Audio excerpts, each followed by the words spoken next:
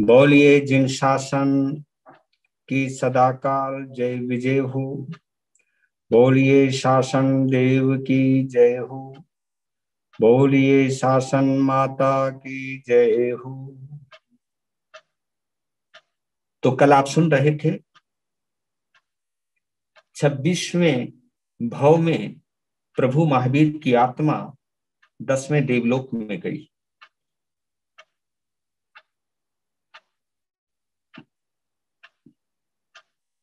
दसवें देवलोक का आयुष्य पूर्ण करके सबसे पहले ब्राह्मण कुंड ग्राम के राजा ऋषभदत्त ब्राह्मण और ब्राह्मणी देवानंदा की कुक्षी में आए। ये भी एक आश्चर्य है। महावीर के माध्यम से यह आश्चर्य क्यों हुआ, ये आज तक एक रहस्य बना हुआ है। इस रहस्य का मुझे पता नहीं चल पाया, लेकिन जहां तक मैं अनुमान ही लगा सकता हूं कि अंतिम तीर्थंकर हैं, कुछ ना कुछ वो संदेश देना चाहते हैं जन्म से भी, कि जहां आम जनता को एक शिक्षा मिल सके, एक सीख मिल सके कि महापुरुष के अवतरण की शुरुआत वहां से भी हो सकती है जहां जिस वर्ण व्यवस्था को दूसरे नंबर पर गिना जाता है। क्योंकि जब वर्ण व्यवस्था का वर्णन आता है तो सबसे पहले क्षत्रिय आते हैं, और वो इसलिए आते हैं क्योंकि वो रक्षक हैं। वो रक्षा करने वाला हमेशा बड़ा होता है, इसमें कोई दो राय नहीं है। और ये तो आप जानते हो, जन्म देने वालों से बचाने वाले बड़े होते हैं, मारने वालों से बचाने वाले बड़े होते हैं। तो सुरक्षा रक्षा की जिम्मेवारी जिनके पास होती है उन्हीं को हम क्षत्रिय कहते हैं। क्षत्रिय अपनी जान पर खेल जाते हैं दूसरे की जान बचाने के लिए, इसलिए उनको सबसे पहले श्रेणी में गिना जाता है वर्ण व्यवस्था। और ये वर्ण व्यवस्था जो है सामाजिक दृष्टि से तो है ही, लेकिन अगर आप महसूस करो, हम सभी 4 वर्ण व्यवस्थाओं से गुजरते हैं। हमारे अंदर भी 4 वर्ण व्यवस्थाएं हैं आज भी।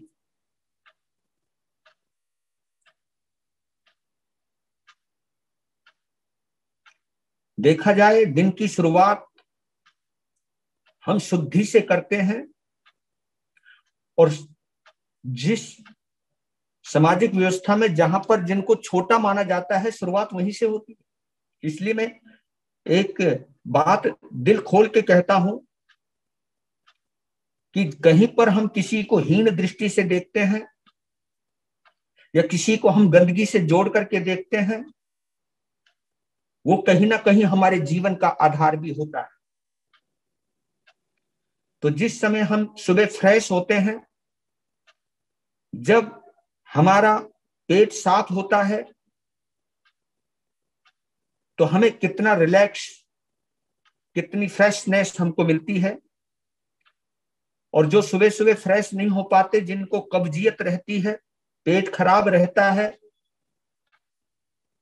और जमा होता रहता है, निकासी होती नहीं है, तो वह कहीं ना कहीं व्यथित रहते हैं, वो कहीं ना कहीं रोगी होते हैं। और कब्ज को 16 महारोगों में एक रोग गिना गया है।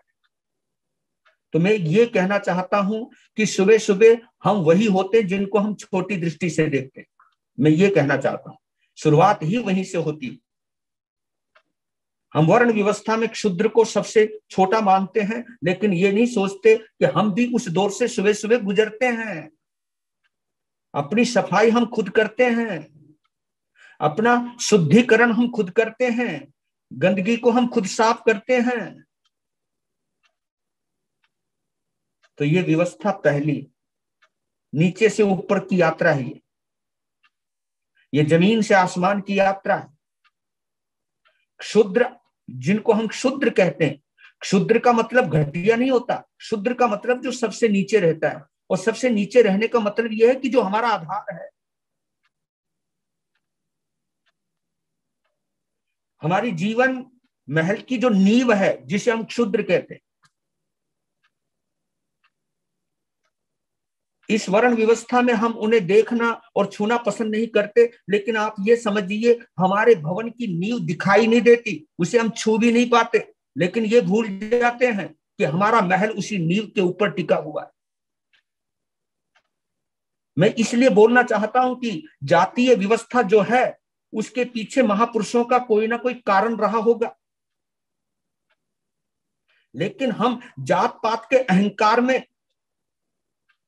और उसके कार्य व्यवहार से सामने वाले को नीचा देखने लग जाते हैं। वो नीचे है इसलिए वो नीचा नहीं है, वो आधार है हमारा, इसलिए वो छोट, उसे हम नीचा मान लेते हैं, आधार है वो। फिर देखा जाए,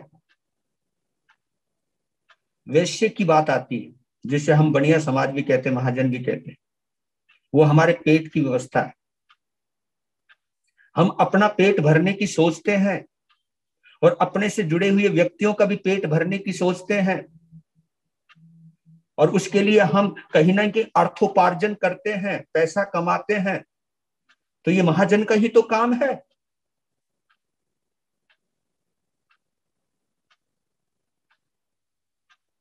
फिर ब्राह्मण है, जिनके हृदय में परमात्मा भी रहता है। ब्राह्मण के ऊपर तो उत्तराध्ययन सूत्र में एक पूरा का पूरा अध्ययन है। साधु साध्वियों को भी ब्राह्मण की ही उपमा दी है, जो स्वयं ज्ञान अर्जित करते हैं, दूसरों को ज्ञान देते हैं, जो स्वयं बोध प्राप्त करते हैं, दूसरों को बोध प्राप्त करते हैं। जितने भी आचार्य हैं, उपाध्याय हैं, साधु हैं, ये कहीं ना कहीं ब्राह्मण ही कहलाते हैं। और नहीं तो उपाध्याय और साधु को ही तो हम ब्राह्मण में गिनते ही गिनते हैं। और फिर है क्षत्रिय, जो जिन शासन की स्थापना करते हैं और जिन शासन की जो रक्षा करते हैं, परिवार की जो रक्षा करते हैं, समाज की जो रक्षा करते हैं, और दूसरों की जान बचाने के लिए अपनी जान को कुर्बान करते हैं, वो क्षत्रिय कहलाते हैं। उन ब्राह्मणों की रक्षा करने का जिम्मा भी क्षत्रियों के ऊपर ही रहता है।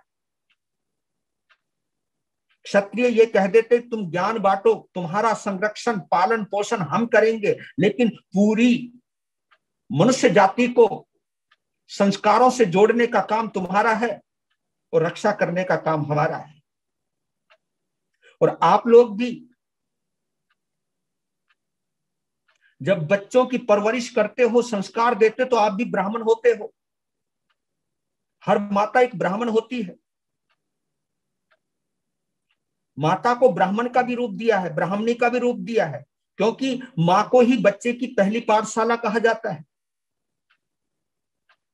और पाठशाला जहां विद्या अध्ययन किया जाता है, और ब्राह्मण का काम भी विद्या अध्ययन करवाने का है। तो हमारी जो माताएं हैं वो सब ब्राह्मणी हैं, ब्राह्मण समुदाय से आती हैं। और पिता को हम कहीं ना कहीं क्षत्रिय का रूप भी मानते हैं, यानी आपके अंदर भी क्षत्रिय है, क्योंकि केवल आप उन्हें संस्कार ही नहीं देते, उनका जीवन सुरक्षित रहे इसकी भी आप चिंता करते हो। यानी एक ही शरीर में चारों वर्ण व्यवस्था, फिर कौन छोटा और कौन बड़ा। फिर हम जात पात के पीछे क्यों पड़े। लेकिन हो सकता है कुछ व्यवहार की बातें हों, और उस व्यवहार को कहीं ना कहीं लोगों को एक सबक देने के लिए भगवान महावीर की आत्मा ने ब्राह्मणी के घर भेजा, ब्राह्मणी की कोख में आए वो पहले। और वो वहां एक दिन नहीं, 2 दिन नहीं, 3 दिन नहीं, बल्कि 82 दिन और रात रहे। 82 रात्रि बोलते हैं, एटीट्यूड डे एंड नाइट। माता देवानंदा के गर्भ में रहे और उनकी उपस्थिति में 14 महास्वप्न देखे। आज मैं व्यवस्था देख रहा था, 72 सपनों की कल्पना की गई है, जिसके अंदर 42 अशुभ होते हैं, 30 शुभ होते हैं। उस व्यवस्था से मैं देख रहा था तो कहीं ना कहीं हमारी दिगंबर परंपरा की जो कल्पना है सपनों को लेकर के, कहीं वो ज्यादा सही लग रही है। क्यों लग रही है? क्योंकि 30 स्वप्नों को शुभ माना जाता है। और जब मैं संख्या देख रहा था कि हमारे स्थानक, हमारी श्वेतांबर आमना में, स्थानकवासी ने श्वेतांबर में, उसमें मंदिर मार्गी भी आ गए हैं, स्थानकवासी भी आ गए हैं और तेरा पंथ भी आ गए, तो वहां 14 मानते हैं, क्योंकि 14 स्वपन तीर्थंकर या चक्रवर्ती की माता देखती है और 7 स्वपन वासुदेव की माता देखती है, 4 स्वपन बलदेव की माता देखती है और 1 स्वपन मांडलिक राजा की मां देखती है। लेकिन संख्या तो ये 28 में थी, और फिर 28 में से 30 में से तो 2 कम रह गए ना। फिर उसका जब मैंने मेल देखा कि यार कहीं ना कहीं जब 30 स्वपन शुभ हैं तो फिर 2 कहां गए, तब पता चला कि कहीं ना कहीं 16 स्वपन जो है तीर्थंकर या चक्रवर्ती की माता देखती है। मैं आपको कंफ्यूजन नहीं कर रहा हूं, मैं तो केवल अपनी एक भाव बतला रहा हूं। ये मत समझना कि मैं कोई मोहर लगा रहा हूं इसके ऊपर। मैं तो 30 स्वप्नों की बातें कर रहा हूं कि कहीं पर कमी अगर आई है, वो क्यों आई है, उसके ऊपर क्यों नहीं ध्यान दिया गया। ये मैं कोई प्रमाण के साथ नहीं बोल रहा हूं, मैं तो संख्या के आधार पर बोल रहा हूं। जब 30 स्वपन शुभ माने जाते हैं तो उनको गिनेगा ना, तो 16 का आधा 8, तो कितने हुए? 24। फिर 24 जब होते हैं तो बलदेव की माता यहां 4 देखती है, अगर वहां देखा जाए तो 5 स्वपन देखेगी, तभी वो 28 में नहीं 24 में जब हम 5 जोड़ेंगे तो 29 होंगे। और फिर मांडलिक राजा की माता 1 स्वपन देखती है, तो 29 में 1 जोड़ेंगे तब जाके 30 स्वपन बनते हैं। तो यहां या तो 72 स्वपन नहीं है, अगर 72 स्वपन है तो दिगंबर आमनाई की स्वपन संरचना सही है। या तो यहां 30 स्वपन होने, यहां 70 स्वपन होने चाहिए, जिसके अंदर 40 अशुभ होने चाहिए और बाकी जो बचते हैं वो शुभ के दायरे में आने चाहिए। तो मुझे इन चीजों में नहीं जाना, मैं तो एक चीज की तरफ ध्यान देना चाहता हूं कि यहां पर विचार क्यों नहीं किया गया, विचार करना चाहिए। तो देवानंदा ने, अब उसी परंपरा में बोलूंगा जिस परंपरा से मैं सद्ध हूं, तो 14 महास्वपन देखे और देख के रोमांचित हुई। ऋषभदत्त ब्राह्मण को बताया, सुनते ही ब्राह्मण नाचने लगा। कल आपने यहां तक सुना था। अब आगे चलते हैं। 82 रात्रि व्यतीत होने के बाद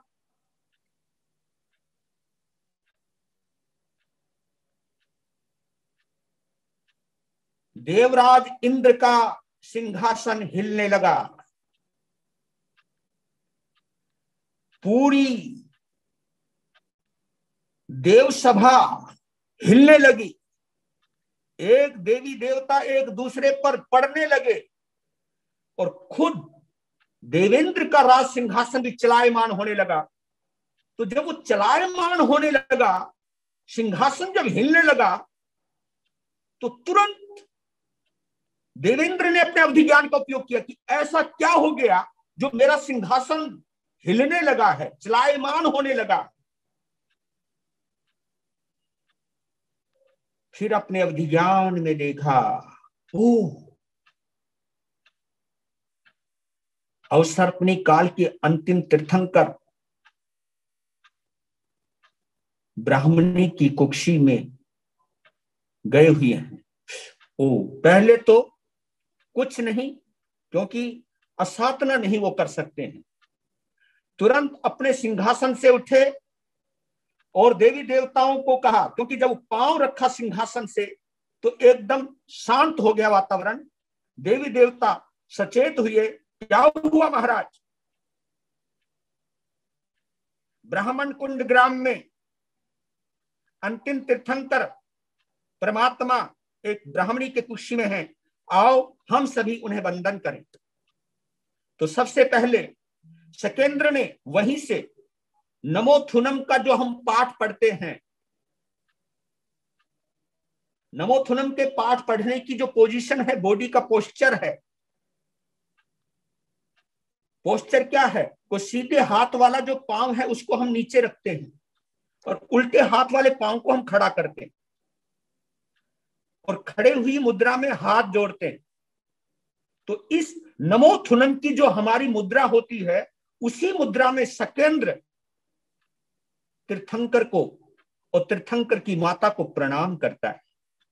इसलिए इसका नाम नमोथुनम के साथ शक्र स्तुति है। शक्रेंद्र के द्वारा स्तुति की जाना, यानी शकेंद्र इसी बात से तीर्थंकर को वंदना करता है। ये शक्र स्तव है, शक्र के द्वारा स्तुति है। हर देवेंद्र इसी नमोथुनम के पाठ से वंदना करता है। पहले वंदना अरिहंत को होती है, दूसरी वंदना सिद्ध परमात्मा को होती है। इसलिए दो नमोथुनम के पाठ पढ़े जाते हैं। तो एक पाठ अरिहंतों के लिए, दूसरा पाठ सिद्ध भगवान के लिए। इसलिए दो बार नमोथुनम का पाठ पढ़ा जाता है। तो सबसे पहले वंदन अरिहंतों को ही वो करते हैं। होने वाली तीर्थंकर को, तीर्थंकर बनने वाली आत्मा को वंदन करना। वंदन किया, माता को प्रणाम किया, फिर अपने सिंहासन पर बैठ गए। तब जाकर के देवराज इंद्र का चेहरा उतर गया कि ये हुआ क्यों? ऐसा तो आज तक होता ही नहीं है और ऐसा आज तक हुआ भी नहीं है। ये अचानक हुआ तो हुआ क्यों? क्योंकि कोई भी तीर्थंकर ब्राह्मण कुल में जन्म नहीं लेता है, ऐसा बोल रहे हैं। वजह क्या है मैं नहीं जानता, लेकिन इस वजह को कहीं ना कहीं मेरे प्रभु महावीर ने तोड़ने का प्रयास किया है। यह अद्भुत घटना है। इसलिए मैं महावीर को बहुत अनोखा मानता हूं कि जहां तुम जिनको छोटा मानते हो, मैं शुरुआत वहीं से करूंगा। उन्होंने की है या हुआ है ये मैं जानता नहीं, क्योंकि कहीं ना कहीं किस जीव को आना है, लेकिन उनकी आत्मा के माध्यम से यह घटना घटित हुई है। तो शकेंद्र सोचने लगे कि आज तक का इतिहास है कि तीर्थंकर या तो क्षत्रिय वंश में जन्म लेते हैं या हरि वंश में जन्म लेते हैं या इक्ष्वाकु वंश में जन्म लेते हैं। इक्ष्वाकु वंश भी कहलाता है। ये तीन वंश में जन्म लेता है तीर्थंकर। ब्राह्मण कुल में क्यों? क्योंकि वो जिनेंद्र देव होने वाले और वो शासन का निर्माण ही नहीं बल्कि शासन की रक्षा भी उन्हीं के हाथ में है, क्योंकि वही तीर्थ की रचना करते हैं, इसलिए वो तीर्थंकर कहलाते हैं। तो संरचना करने वाले को, तीर्थ की रचना करने वाले को और मोहनीय कर्म को पराजित करके अरिहंत दशा और फिर तीर्थंकर दशा को प्राप्त करने वाले को, इसके लिए विशेष वर्ग विशेष की शायद आवश्यकता पड़ती हो, उन संस्कारों की जरूरत पड़ती हो।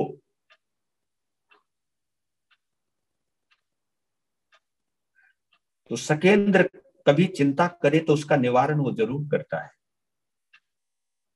शकेंद्र ने हरणगमेशी देव को बुलाया। हरणगमेशी देव आभियोगिक देव कहलाते हैं। आभियोगिक यानी इंद्र के नीचे काम करने वाले, ये उनके सेवक होते हैं। कुछ ऐसे काम हैं जो काम आभियोगिक देव करते हैं। आप ये मत समझना कि ये छोटी बड़ाई केवल इसी मनुष्य जाति के अंदर है, ये ऊपर भी है। देवी देव, क्योंकि अगर देव है तो इंद्र भी तो है। इंद्र यानी राजा, देवों का जो राजा है वो इंद्र कहलाता है, यानी शासन व्यवस्था वहां पर भी है। और जहां शासन व्यवस्था है वहां पर छोटा बड़ा तो रहेगा ही ना। तो आदि योगी देव को बुलाया कि हिरण्यगमेशी देव इधर आओ। जी सरकार। फिर उन्होंने अपने ज्ञान में देखा, अवधि ज्ञान में देखा कि इधर ब्राह्मण कुंड ग्राम है, इधर क्षत्रिय कुंड ग्राम है। ब्राह्मणी देवानंदा को देखा और उस जीव के काल को देखा कि भगवान महावीर को कितना समय हो गया। फिर महारानी त्रिशला के गर्भ को देखा, क्योंकि उस वक्त वो भी गर्भवती थी, तो उसके जीव को भी कितना समय हो गया। जब देखा कि दोनों ही बराबर का समय हुआ है, हाँ ये ठीक। ऐसा करो हिरण्यगमेशी देव, तुम नीचे जाओ, अब तुम्हारा काम आन पड़ा है। आपको बड़ी कुशलता के साथ गर्भ परिवर्तन करना है। त्रिशला मां के गर्भ को ब्राह्मणी देवानंदा तक पहुंचाना है और देवानंदा के गर्भ को महारानी त्रिशला में पहुंचाना है। क्योंकि जो काम मनुष्य घंटों में करते हैं वही काम देवता पलक झपकती कर देते हैं। ये उनकी विशेषता है, ये उनका सामर्थ्य है। जो आज्ञा मालिक। अब देखिए, भगवान महावीर को अपने अवधि ज्ञान में पता चल गया कि मेरा संहरण होने वाला है, यानी यहां से मुझे उठा करके ले जाने वाला है। जाने वाला हूं, कहां जाने वाला हूं ये भी जानते हैं, और जहां जाऊंगा उस जगह में कौन है वो यहां आने वाला है ये भी वो जानते हैं। हिरण्यगमेशी का आना और उनको संपुट बना करके चिर निद्राधीन करके देवानंदा को और इतनी कुशलता से उसका लेना और माता त्रिशला के गर्भ में उनको रखना और उसको लेकर के माता त्रिशला के गर्भ को देवानंदा में ट्रांसफर करना, ये बड़ी कुशलता से काम हो गया। यह अद्भुत घटना रही है। लेकिन देखिए, जब गर्भ का संहरण हो रहा था उस वक्त देवानंदा ब्राह्मणी को ये लगा कि मेरे 14 सपनों को कोई चुरा करके ले जा रहा है। केवल महावीर की आत्मा ही नहीं गई, जो 14 स्वप्न का अस्तित्व था वो भी जाने लगा। क्योंकि जहां तीर्थंकर जाएंगे, जहां तीर्थंकर की आत्मा जाएगी, वहीं पर वो स्वप्न भी जाने हैं। उन स्वप्नों की स्मृति में ही, मौजूदगी में ही एक तीर्थंकर की मां बिल्कुल निरोग अवस्था में रहती है, प्रफुल्ल अवस्था में रहती है, प्रसन्न चित्त रहती है। वो उन सपनों का प्रभाव है, इसीलिए तो महाशुभ स्वप्न है वो। तो उसने देखा कि मेरे स्वप्न जा रहे हैं, बेहोश पड़ी हुई है, लेकिन उस वक्त भी ये लग रहा है कि कोई ले जा रहा है मेरे सपनों को। जब ट्रांसफर हो गया इधर का उधर, एकदम हड़बड़ा के उठी, अपने पेट को देखा, पेट तो वैसा का वैसा, क्योंकि वहां तो कुछ चेंज, उसकी दृष्टि में तो कुछ चेंज हुआ नहीं, पर लेकिन स्वप्न नहीं। मन में थोड़ी व्यथा। और देखिए, अब स्वप्न कहां आ गए, यानी एक दो माताओं को 14 स्वप्न दिखाई दिए, पहले देवानंदा को और फिर महारानी त्रिशला को। यह भी अद्भुत घटना है, और यह चमत्कार तीर्थंकर होने वाली आत्मा का है। जो तीर्थंकर होती है उसी को ही 14 या 16 स्वप्न आते हैं।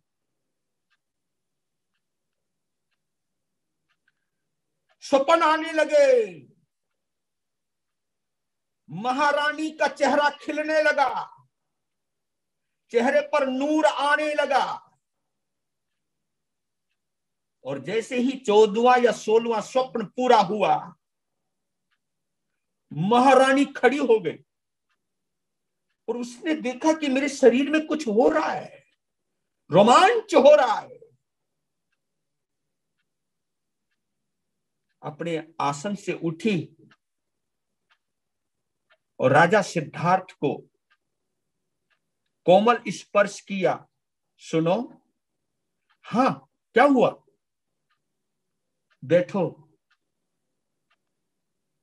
मुझे स्वप्न आए, 14 स्वप्न आए। कौन कौन से? ये वाले। ओ, तुमने ये 14 स्वप्न देखे? अब देखो, पहले खुशी कहां थी, अब खुशी कहां आ गई? क्योंकि खुशी को बदलते हुए देर नहीं लगती है।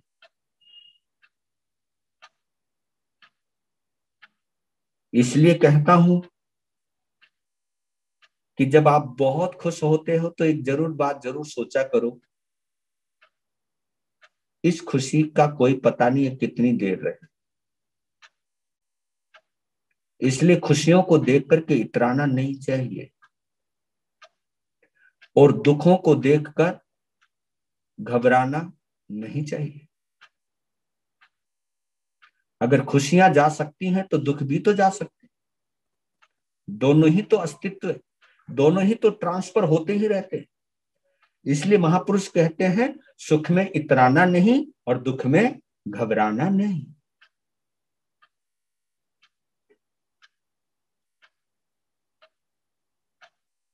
वो मध्य रात्रि से लेकर के सूर्योदय तक दोनों पति पत्नी ने क्या खुशी में रात बिताई है, कल्पनाओं से। ओ, फिर राजा ने प्रातःकाल अपने विशेष दरबारी को हाजिर किया कि जाओ, स्वपन शास्त्रियों को, स्वप्नों के ज्ञाताओं को लेकर के आओ, उनके लिए तख्त लगाओ, उनके लिए मंच लगाओ। और उन्हें आदर से लाया गया। स्वप्न पाठकों को, जो स्वप्नों को जानते थे, एक एक स्वप्न की मार्मिकता को पहचानते थे, सबको बैठा दिया गया।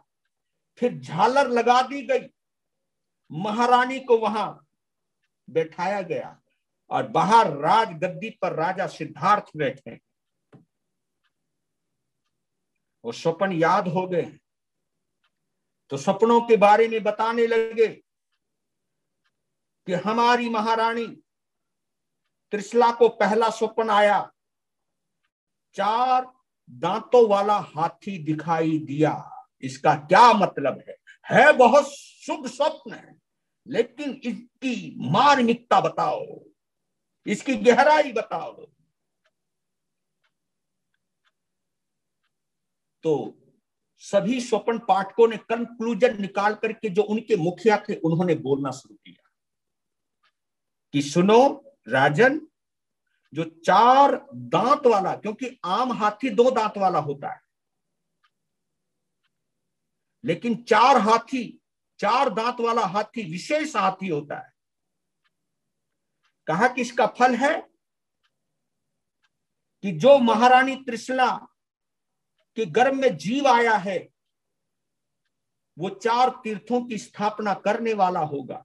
साधु साध्वी, श्रावक और श्राविका रूपी 4 तीर्थों की स्थापना करने वाला होगा, रचयिता होगा वो। दूसरा स्वप्न, वृषभ, वृषभ बैल, नंदी, शिव जी का नंदी, आदिनाथ का वृषभ, वृषभ जिसके उन्नत स्कंद हैं। स्कंद आपने देखा होगा पता नहीं छोटे छोटे बच्चों ने देखा या नहीं देखा, लेकिन हमारी जो देसी गाय होती है, देसी गाय का जो बछड़ा होता है, बछड़ा जब वो बड़ा होता है तो उसके कंधे पर एक बहुत बड़ा स्कंद होता है, उन्नत स्कंद, बहुत पावरफुल होती है वो। और यही ताकत है हमारे भारतीय बैल की, नंदी की, वृषभ की, कि जितनी भी ऊर्जा है उसको ग्रहण करता है और संचरित करता है, और जितनी भी नेगेटिविटी है उसको भी ग्रहण करता है, उससे खत्म कर देता है, यानी प्रकृति से खत्म कर देता है। अशुभ को खा जाता है, शुभ को प्रसारित करता है। ये भारतीय परंपरा के वृषभ की करामात है। इसलिए गौ को मां कहते हैं तो उसे हम पिता कहते हैं अपना, वो पिता है। वो सब नेगेटिविटी को हजम कर जाता है, पॉजिटिविटी को फैला देता है।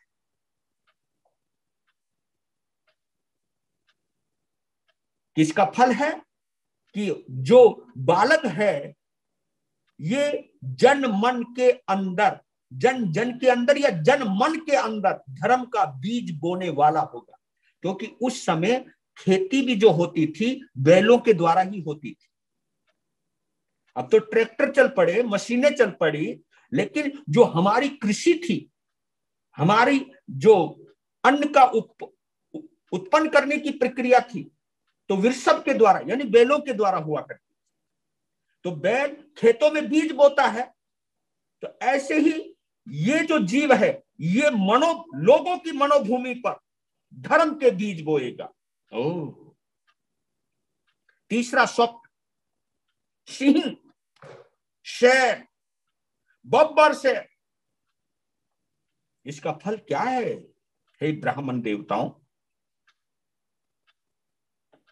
कहा एक शेर ही ऐसा होता है, बब्बर शेर ही ऐसा होता है जो महाकाय, जिसका शरीर बहुत बड़ा है, ऐसे हाथी को विदारण कर देता है, हाथी को भी मारकर गिरा देता है। मतलब इसका मतलब यह है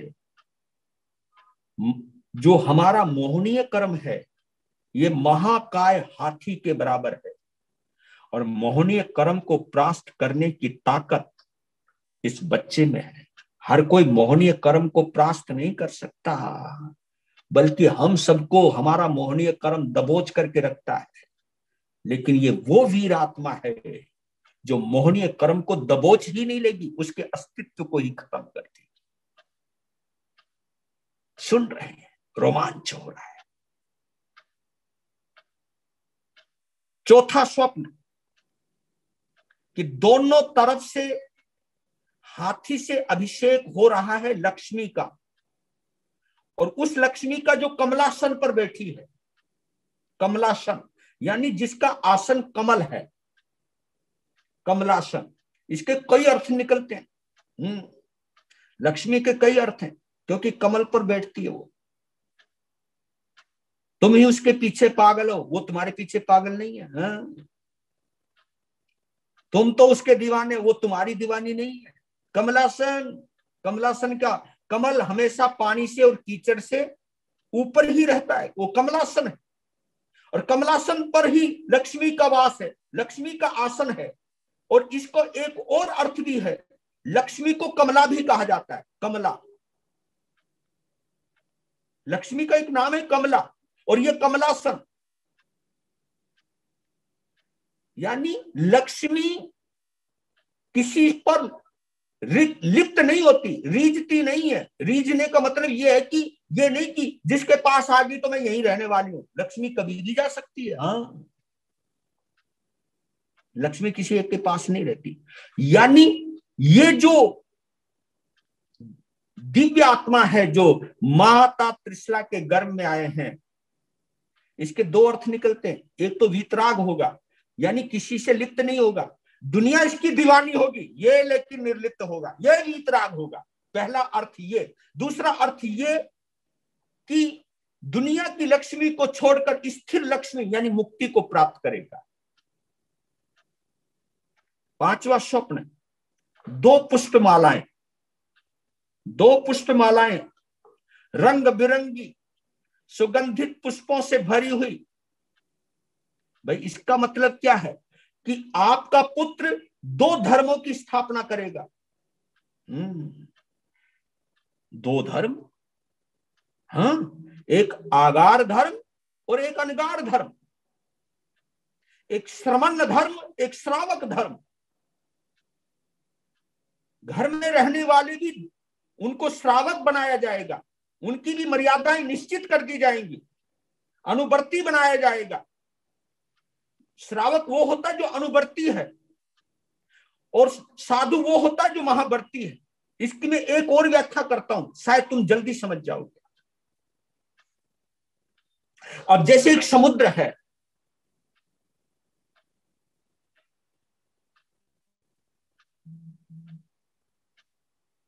जिन्होंने समुद्र के बारे में सुना है वो सामान्य मनुष्य कहलाता है, आम गृहस्थी कहलाता है। गौर करना, सुना है लेकिन देखा नहीं, अनुभव किया नहीं, वो सामान्य गृहस्थी होता है। लेकिन श्रावक कौन होता है? श्रावक वो होता है जिसने उस सागर को नजदीक से देखा है, हाँ, किनारे पर ही सही, लेकिन जिसके पानी को छुआ है, छुआ ही नहीं, उस किनारे पर जितने सीप और शंख हैं उनको बटोरा भी है, देखा है।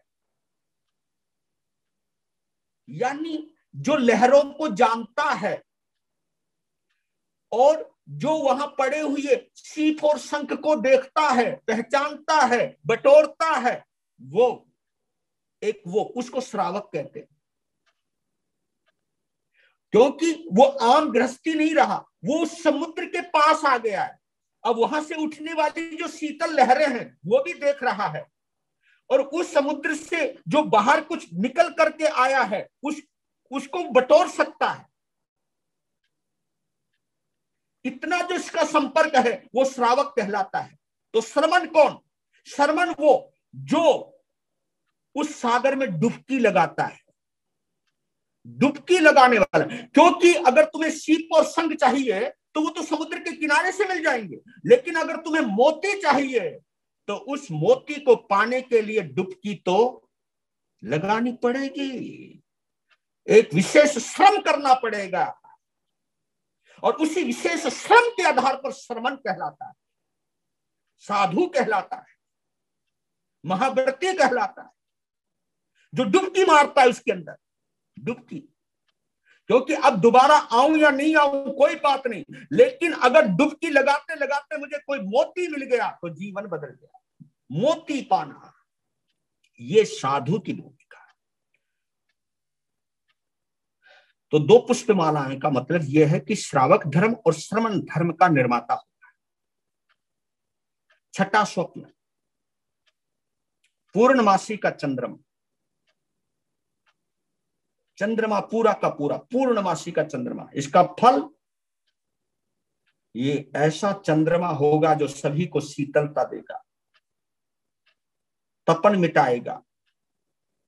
और देख लेना, सूर्य और चंद्रमा दोनों के काम अलग अलग हैं।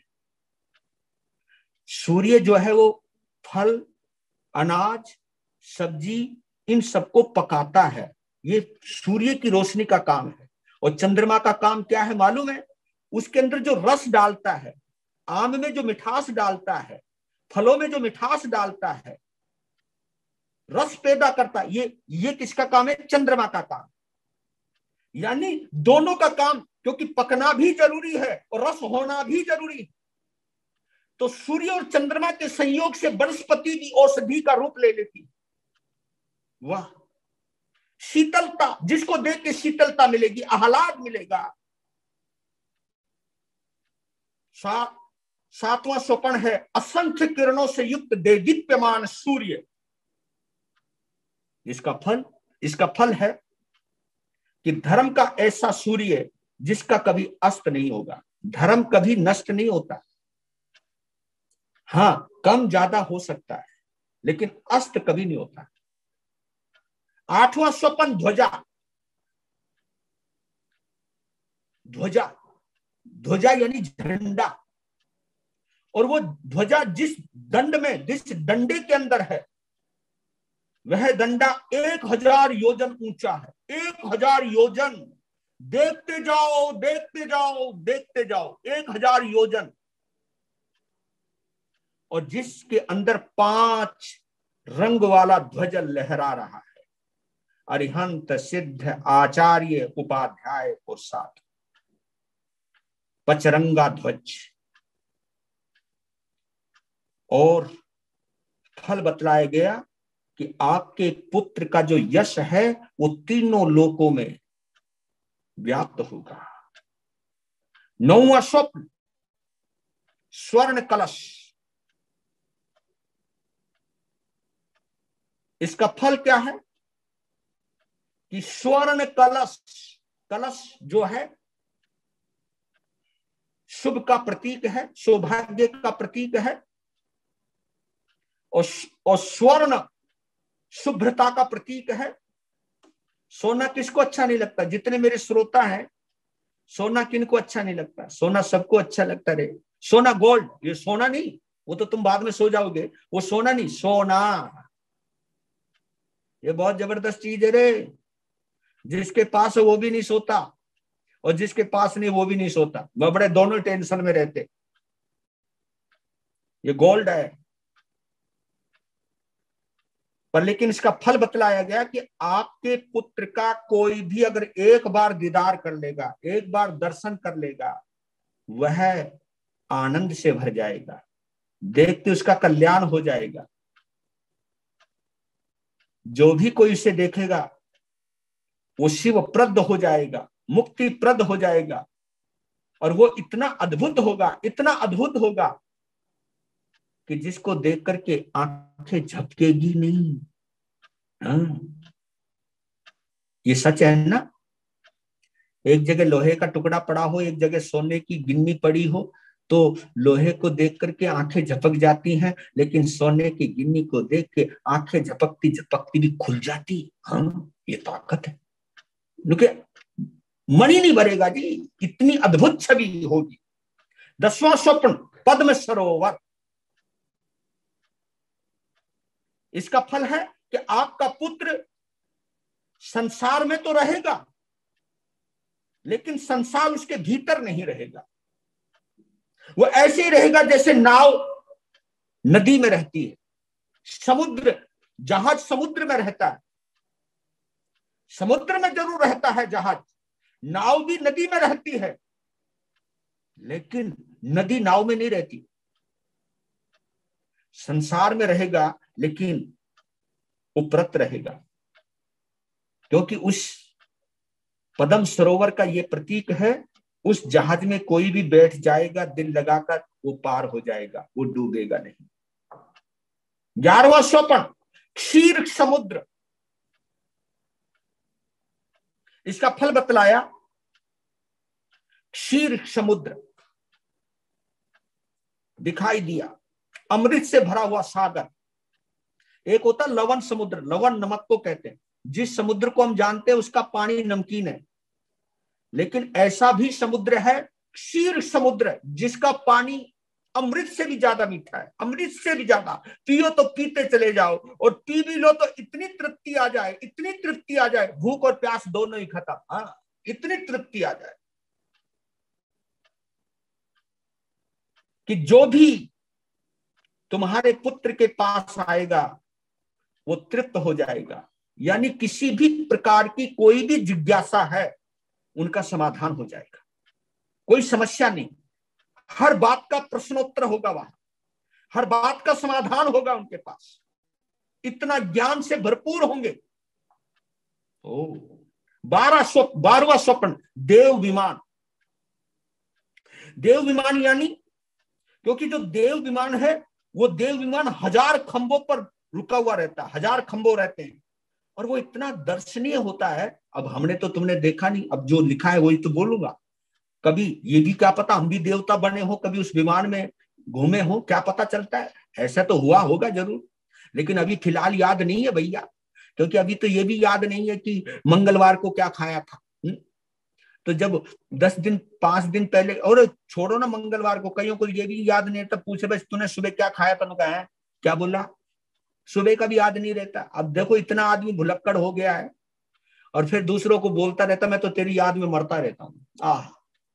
खुद का पता नहीं, क्या खाया सुबह ये पता नहीं, बोलता मैं तो तुझे कभी भूलता ही नहीं हूं। चलो उसका विषय है, पर लेकिन बोल रहे हैं कि देव विमान जो दर्शनीय है, और इसका मतलब ये है कि आपके बेटे की पूजा केवल मनुष्य ही नहीं बल्कि देवी देवता भी उसको नमन करेंगे, देवी देवता भी उसकी पूजा करेंगे, देवी देवता भी आएंगे। 13वां स्वप्न, रत्नों की राशि, रत्नों का ढेर, मोतियों का ढेर, भिन्न भिन्न प्रकार 9 रत्नों का ढेर, क्योंकि 84 प्रकार के रत्न बताए गए हैं, 84 प्रकार के रत्न बताएगा, और उनका एक अंबार लगा हुआ है, और वो रत्न अलग अलग अलग अलग चमक रहे हैं, उन दृश्यों को देख रहे हैं। क्या मतलब क्या है कि आपका जो पुत्र होगा अनंत गुणों का धारी होगा, अनंत गुणों का धारी होगा, क्योंकि गुणों को हम रत्न की संज्ञा देते हैं। किसकी संज्ञा देते हैं? रत्न की संज्ञा देते हैं। हम गले में रत्नों का हार पहनते हैं, नथनी में पहनते हैं, यहाँ पहनते हैं, हम अपने शरीर को सजाते हैं। लेकिन एक बात बताऊं आपको, अगर आपके अंदर गुण नहीं है ना, तो ये बाहर के रत्न आभूषण कोई शोभा नहीं देते। कुछ गुण ऐसे होते हैं, अगर ये बाहर के रत्न ना हो तो भी वो पूजनीय होता है, तो भी वो सुहाना लगता है, उसे देखकर दिल दीवाना हो जाता है, उसकी सादगी पर भी दिल मरने लग जाता है। तो खूबसूरती असली गुणों से होती है, चमड़ी से नहीं होती। इसलिए कहता हूं कि गुण, चमड़ी कैसी भी हो, गुण पुजवा देती है, उस कुरूपता में भी सौंदर्य डाल देती है। अगर गुण हो, अगर सौंदर्य हो और गुण ना हो, दुर्गुण हो, तो वो सुंदर, मैं तो कभी कभी कहता हूं कि जो सुंदर नहीं है लेकिन वो अच्छे काम कर रहा है वो भी अच्छा लगता है, और जिसके पास खूबसूरती बहुत है लेकिन गाली दे रही हो या गाली दे रहा हो, पत्थर मार रहा हो, पागल हो गया हो, कौन उसे प्यार करेगा भैया? इसलिए कहते कि गुणों की पूजा होती है। 14वां स्वप्न, निर्धूम अग्नि। 14वां स्वप्न, बोलिए भगवान महावीर स्वामी की जय। निर्धूम अग्नि, एक ऐसी आग, क्योंकि जहां आग है वहां धुआं रहता है, लेकिन जब एक तीर्थंकर की मां स्वप्न देखती है 14वां निर्धूम अग्नि का, कि आग की लपटें हैं, क्योंकि आग वहां, क्योंकि आपने देखा होगा ईंधन अगर गीला है, ईंधन अगर गीला है, ईंधन में अगर दोष है तो उसका धुआं निकलता है, लेकिन सूखा ईंधन है और निर्मल है तो वहां, गीला नहीं है तो वहां धुआं नहीं होता। निर्धूम अग्नि, और हमारे यहां तपस्या को अग्नि का रूप दिया गया है, तपस्या को अग्नि का रूप दिया गया है। ज्वाला, ज्योति, आपने देखा हो दिए में जो ज्योति लगती है ना, वो भी दूर से चमकती है स्वर्ण की तरह, कि वो निर्धूम अग्नि। ये 14 स्वप्न पूरे हुए, और इन स्वप्नों के बारे में सुन करके आहा, ओहो, दिल में गुदगुदी होने लगी, महारानी झूमने लगी, सिद्धार्थ दीवाना हो गया, पूरी परिषदा झूमने लगी, और महारानी त्रिशला के चेहरे पर नूर आने लगा, आंखों में चमक आने लगी। इधर स्वप्नों की व्याख्या हो रही है और उधर पूरी परिषदा, अद्भुत। आज इस परम आनंद में जीते हैं, कल जन्म मनाते हैं, और जन्म कैसे मनाया गया, किस किसने मनाया जन्म महावीर का, हम कैसे मनाए, ये सब बातें कल करेंगे। आज